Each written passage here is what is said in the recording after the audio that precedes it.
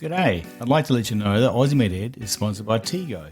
For most doctors, indemnity insurance is one of their biggest costs of practice. While many doctors are still with the same insurer they joined in medical school, many have made the switch to Tego and benefited from it. The team at Tego have told me that those new to private practice could qualify for 4 years of discounted premiums. To find out more about Tego, visit tego.com.au. That's tego.com.au. G'day and welcome to the Aussie Med Ed, the Australian Medical Education Podcast, where we get to interview specialists in a variety of medical areas, asking their opinion on their certain conditions and obtaining their insight into how they diagnose and treat that condition. In these COVID times, it's a way of replacing the relaxed discussion around the hospital by allowing the listener to put forward questions to be answered and addressed on their behalf. I hope you enjoy the whole program and welcome once again to Aussie Med Ed. And in this edition, we get to speak to Dr Glen Benveniste, consultant vascular surgeon at the Queen Elizabeth and Royal Adelaide Hospital, with many years of experience in both treating both varicose veins, aortic aneurysms and other vascular abnormalities. He's going to give us his experience in treating aortic aneurysms and varicose veins, as well as about his experience about atherosclerosis. Not only will this information be useful for the general practitioner seeing a patient on a regular basis, but also for the medical student revising for their exams or preparing for their OSCE examination. I'm Gavin Nimon, an orthopaedic surgeon based in Adelaide in South Australia, and I'm the host of this podcast. I'd like to begin this podcast by acknowledging the traditional custodians of the land on which this podcast has been produced, and pay my respects to the elders both past and present. Now, it gives me great pleasure to introduce Dr Glen Benveniste, vascular surgeon from the Royal Adelaide Hospital, with many years of vascular experience, who's going to talk to us about aortic aneurysms and other vascular disorders.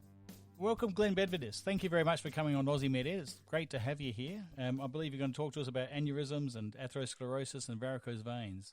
This is a great topic and an excellent one for medical students and GPs alike. Let's start off with aortic aneurysms. How would you define them? How would you classify them, the site of occurrence, etc.?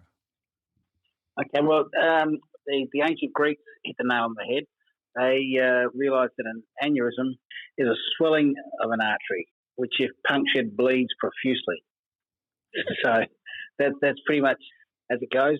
You can get aneurysms anywhere in the arterial system. Cerebral aneurysms are congenital, quite small, and difficult to treat. We see them as vascular surgeons. We see them in the aorta. That's the main place, but they can occur in the femoral arteries, the popliteal arteries, pretty much anywhere. Is there any particular one that occurs most commonly? Is it the abdominal aortic area, or is it cerebral, the more common? The infrarenal abdominal aortic aneurysm. That's the AAA. That's the common one. Said to occur in about 4 to 5% of males over the age of 70 in our society. What are the associated factors for causation apart from males? Is it high blood pressure or atherosclerosis or both? Well, there's controversy about whether it's a collagen weakness or atherosclerosis. I mean, most of us believe it's a variation of atherosclerosis. The common term for that is hardening of the arteries, and usually arteries block off and calcify. But for some reason, in these patients, the wall of the aorta weakens, and as it's under high pressure, it continues to expand. If it was a collagen disorder, would it be more likely to be occurring in people with like Ehlers-Danlos syndrome and things like that as well? Oh, it does, but that's fairly rare. Marfan's and those sort of collagens are pretty rare. The typical aneurysm patient that we see is, as we said, an elderly male. They're almost always hypertensive. They're reformed smokers. Surprisingly, very few diabetics. But by the time they get diagnosed with aneurysm, they've usually had coronary artery disease, either stenting or bypass surgery. So that's the typical picture. So high blood pressure and the reformed smoking implies smoking is a factor as well, is it? I think so, yeah. They're the main factors for atherosclerosis are smoking, blood pressure, diabetes, elevated cholesterol levels, and family history. And how would they usually present? Is it incidental diagnosis, or do they present with a lump in their abdomen? We did a screening survey down in the southeast, and we wrote an article on a paper. We called it AAA, the silent killer, because the aneurysms tend to be asymptomatic. So patients often don't even know they've got them. They slowly enlarge, and once they get past a certain size, they can rupture. And by that stage, it's probably too late or it's quite often too late to do anything about it. Right. What is the critical size you need to keep an eye on them then? Is it? I remember the number of 5 centimetres being an important figure. Yeah, that's a $64 question. I speak to medical students. How can we work out what what size they rupture? The issue is that we can draw a probability curve, but like all probability curves, there's no 0 and there's no 100%. From autopsy studies and from people that have ruptured, we reckon that from maximum diameter of 5 centimetres onwards, rupture can occur. Having said that, I've seen aneurysms under 5 centimetres rupture, and I've seen 10, 11, 12 centimetre aneurysms that haven't ruptured. So if you see someone with a presentation of an aneurysm which is, say, under 5 centimetres, how often should you observe them or investigate them? My advice to GPs and other specialists who pick up these aneurysms, they're usually found because patients have a scan, ultrasound, CAT scan, MRI for some other reason, and the aneurysm is detected. My suggestion is that they should be referred to a vascular surgeon who can then explain what the situation is. Most patients freak out when they get told they've got an aortic aneurysm that may burst. So having a discussion with a vascular surgeon who can put it all in perspective and explain that they don't have to wrap themselves up in cotton wool and can organise a surveillance program. My routine is to do an ultrasound every 6 months. I find that way the patients don't get lost. The rate of increase of aneurysms is approximately 1 to 2 millimetres a year. So if you had a patient with say 3.5 centimetre aneurysm, you could argue that it could be 10 years before it's big enough to fix. But in some patients, that increase can be much more rapid, and therefore they may need to be treated. I presume it's important to keep an eye on their blood pressure and talk about stopping smoking and other factors as well. Yeah, that goes without saying that they should have all those things. Is there any group or a group of people such as family history of aneurysms that need to be kept an eye on, such as you'd see with polyps with colorectal cancer? There is a familial predisposition. So we tell our aneurysm patients that they should notify their siblings, particularly their male siblings, and also they should tell their children that they have a family history of aneurysms, and probably mid to late 50s, their children ought to have an ultrasound scan. And I always wondered about whether these aneurysms could cause some arterial blockage to the vessels of supplying the small bowel or large bowel. Does it cause any issues like that, and are we just lucky it occurs in an area where it doesn't? Surprisingly, no. Most of the bowel is supplied from above the renal arteries, and as I said, these aneurysms tend to be asymptomatic. They very, very rarely. You'd think they would embolize. You have this great big sac, it's often full of clot and rubbish, but they just tend to sit there, and I'd say 98% are just asymptomatic. Okay, once you do decide to treat them, how do you actually treat them nowadays? Well, again, there's been a revolution. You can imagine replacing the aorta with a graft is a huge operation. You need a laparotomy, shift all the small bowel out the way. You need to clamp the aorta, which puts enormous back pressure on the heart. The graft has to be stitched in place. It is a big physiological insult. And in fact, an anaesthetist who does a lot of vascular work talked about the physiological stress of having an aneurysm, open aneurysm repair, and he likened it to running a marathon. The blood loss, the muscle damage, strain on the heart. So the mortality of that sort of surgery is around about 5%. In the best centres, at least 5%. And that's in patients who are screened, and patients obviously with angina, renal failure, etc., tended to be excluded. So 5% mortality in patients who we thought were fit and well. The revolution has been the ability to stent these aneurysms. And just as someone who has coronary artery disease can be offered a stent where they have a needle in the groin, stent is placed in the coronary artery and they go home the next day, as opposed to having their chest opened and bypass surgery, which involves a few days in intensive care and a week to 10 days in hospital and months to get over it. In the same way, an open aneurysm repair not only has that high mortality, but it's a long drawn out procedure.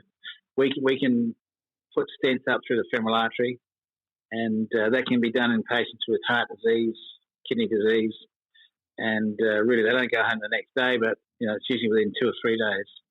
And the mortality rate for doing it that way is sort of 1% or less. The clever part, the technology is putting that in a small catheter which can be directed up into the aorta and then released in place. The stents need to be measured. They fit in place because they're the right diameter and they expand against the wall. So it is amazing technology. And do you need to stay on anticoagulation the rest of your life after having one of those stents? No, not the aorta. Is a big tube. So we're talking 25, 30 millimeters in diameter, and you've got 4 liters a minute going through it. So you don't need anticoagulation to keep that open. What you do need is lifelong surveillance, because if you think about it, the aneurysm sac is still there. The stent is inside the sac. So if the aorta or the iliacs above and below the stent increase in size, as they can do, blood can then track back into the sac. And certainly with some of the earlier stents, the technology wasn't as good as it is today, and patients needed other procedures. But again, they're relatively minor procedures. And can you do stents and stents? Could you revise it to a larger stent should the aneurysm leak around it? Absolutely. We just monitor them, and if they develop an aneurysm, lower down, we just put a stent in. So how often would you do an open procedure nowadays with the use of these stents probably taking over? I haven't done one for 4 or 5 years. In some places are geared up. So we have code stroke in our hospitals. So someone arrives with a stroke, they have an MRI scan instantly. They have a radiologist on call who can fish out clot, stent, stenosis, and whatever. In some places of the world, they treat pretty much all ruptured aneurysms in the same way. The patient hits the emergency department. They have a CAT scan on the spot. They have a hybrid theatre where they can put an occlusion balloon in the aorta to control the hypertension. They have a full range of grafts ready, and patients are stented. I've stented a couple of ruptures that just happened to turn up at the right time, before an elective list, and it's unbelievable to see a patient with a ruptured aneurysm sitting up in bed the next day having breakfast, asking when they can go home. Truly amazing. It's very, very different from seeing an open one, which I remember seeing as a medical student. So. Open surgery for ruptures carries about a 50% mortality. I mean, if you think about it, the patients are turning up basically behind the 8 ball. They've already lost a significant amount of blood, and we're talking about people in their 70s and 80s, who aren't exactly athletes. What about the aneurysms in other areas, such as the arch of the aorta and dissecting aneurysms? How do they vary compared to the standard infrarenal ones? They're much less common. Pretty hard to work out why, but obviously when the aorta comes out of the heart, it's a sturdier vessel. If you think about it, it's like an irrigation system.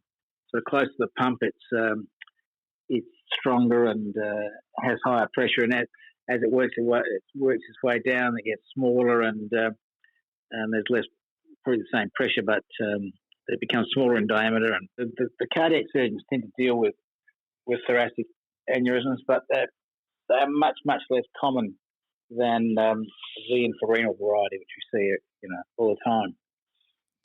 Certainly, I recall one of those as a registrar leading to spinal ischemia.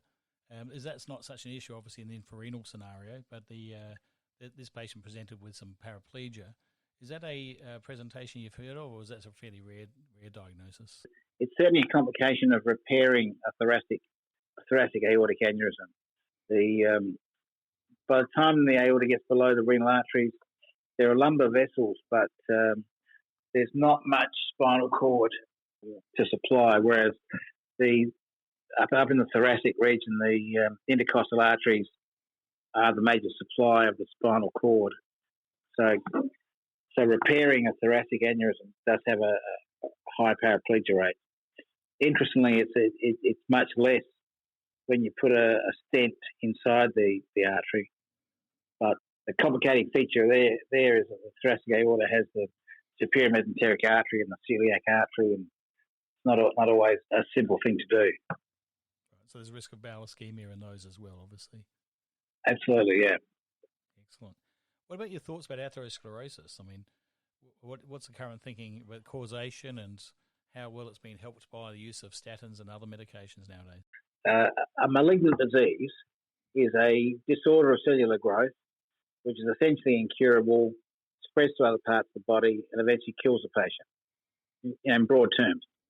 If we cross out malignant disease and put atherosclerosis, it's not a disorder of cellular growth. It's a degenerative disease of arteries. It's incurable. In a sense, it spreads to other parts of the body and eventually kills the patient. So if someone has coronary artery disease that's due to atherosclerosis, they are likely to get atherosclerosis affecting the vessels in their legs, up to the brain, really anywhere in the body. And so one way of thinking about the treatment of atherosclerosis is you've got a malignant disease. If they've got a blockage in the femoral artery, that's like a secondary deposit.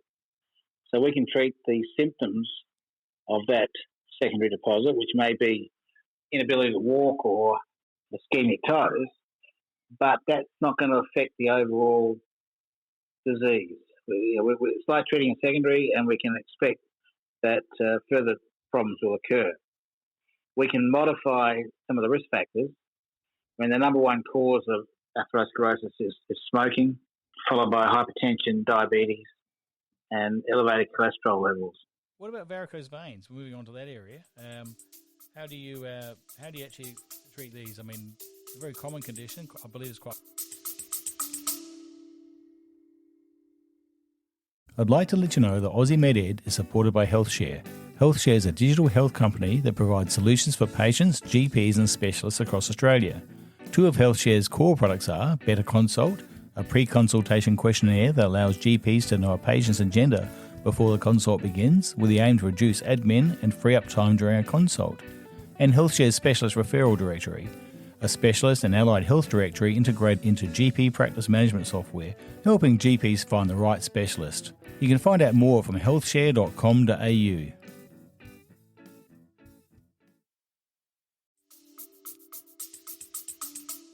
Congenital as well, or familial factors, and are they important? I mean, do they have to be treated if they're not causing any symptoms? We spend our lives sitting and standing, so blood gets pumped down to our feet, and then it's got to go back uphill back to the heart to go around. So blood can do lots of things, but it can't defy gravity. So the way blood goes uphill from our feet back to the heart is that the veins in the leg have a series of one-way valves. Very simple things. Blood can go up, but it can't go backwards. So people get varicose veins because they have a genetic weakness in those valves or the vein wall. And if the valve doesn't meet, then instead of all the blood going up, some falls back, which leads to increased pressure, and successively more valves break down and the veins get bigger and bigger. The attitude towards veins is that it's just a cosmetic, but when you have blood moving up and down on the spot, in a sense, there's a potential for it to clot. So varicose veins can lead to thrombophlebitis, which is not dangerous, but it's terribly uncomfortable. Blood tends to leak out of these varicose veins, which gives people swelling, a bit on their feet. The red cells leak out, and that gives that typical brown staining that you see in people that have varicose veins for many years. White cells leak out, and that causes inflammation and irritation of the skin, and ultimately they can get ulcers because the skin becomes locally ischemic. So varicose veins can cause ulcers. So what I tell the patients is you've got a condition which will never get better by itself. will continue to get worse. Or the other thing that they can do is bleed. If you puncture them, they can bleed. They'll get bigger. They can clot. They can bleed. They can cause skin damage, which starts off as eczema, discoloration, and may end up as ulceration. And it's easy to fix. Are there any varicose veins that you would leave alone? I mean, are the very minor ones worth treating as well? Well, a true varicose vein is a subcutaneous vein which is enlarged, tortuous, and dilated. People often talk about their varicose veins, but what they're talking about are capillaries in the skin, little spider veins. That's a different ballgame. They are dilated capillaries, and they are purely cosmetic. So people go and have those injected, but it's not a medical issue.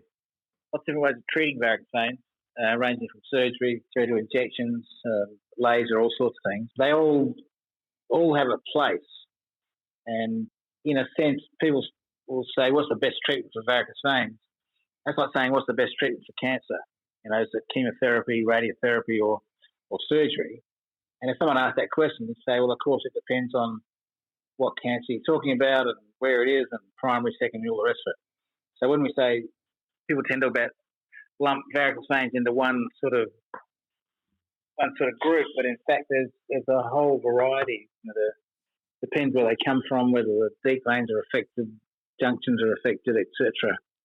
So you need to assess patients clinically and with ultrasound.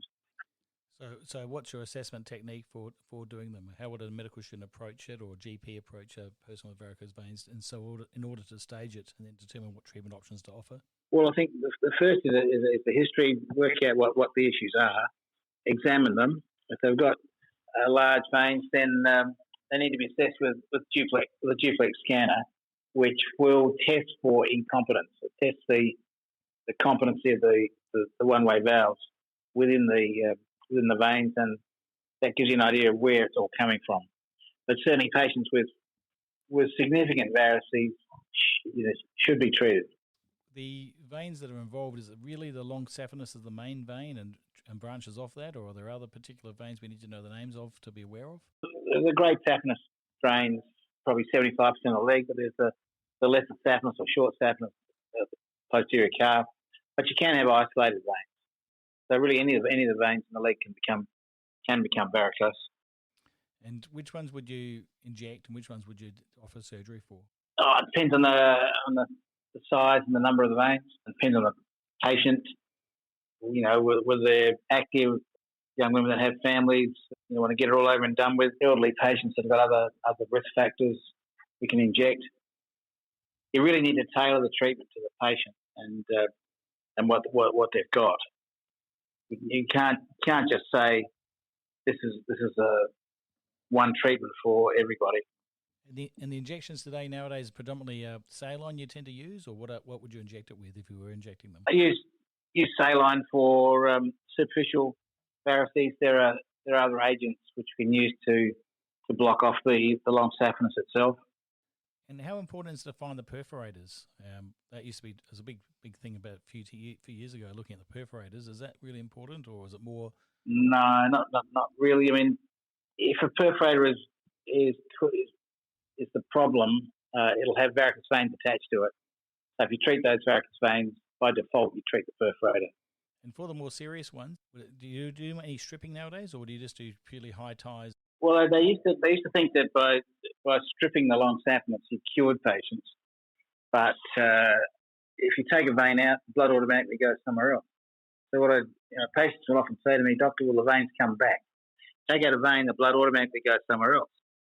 So in the past, patients were told they had a high ligation and their long saphenous was stripped and they were cured. Of course, they'd come back after a baby or two with more veins, and they were reluctant to go back because the surgeon told them they were cured. When in fact you can't cure them. I tell patients, well, you can fix what you've got, but if you get more, come back early, and we can usually inject them rather than have to reoperate. I use the analogy of sun-damaged skin. I said, say if you've had a few areas of sun-damaged skin burnt off or removed, you know that you keep an eye on it because other parts may have obviously had the same exposure. They may may have the same problem. And also the same thing is a plastic surgeon or dermatologist wouldn't say, oh, well, look, that's not it's not a skin cancer yet. Come back when it's a skin cancer and then we'll fix it. The treatment's simple. The earlier you do it, the easier it is. And once you've got a complication, fixing the veins may not correct it. Interestingly, from what I always thought was not such an important issue, is actually much more of an issue because it causes problems long term and can cause issues with skin breakdown. Absolutely, and it still has this connotation that it's just a cosmetic thing. So the use of ultrasound and a specialised approach to assessing a varicose vein really has made a big difference. Huge difference. Look, we've covered a huge amount of area here today, and it's really going to open a few questions for the listener before they can read up on it.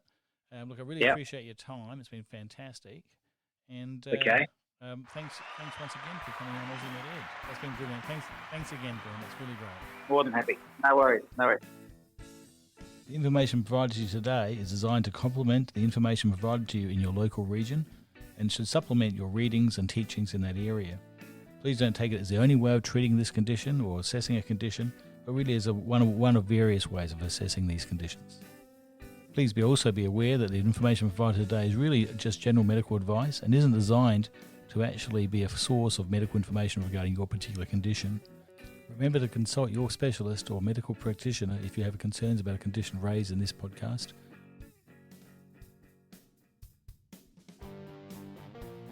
Well, thanks once again for listening to our podcast, Aussie Med Ed, or the Australian Medical Education Podcast. I really enjoy hosting this podcast.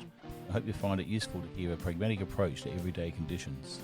If you have any questions or information you want to ask about us, or you'd like to put a suggestion for a topic, please don't hesitate to email us at gavin@med-ed.com.au. Once again, I hope you've enjoyed listening to it, and we look forward to hosting it next fortnight when we introduce a new topic. Thank you.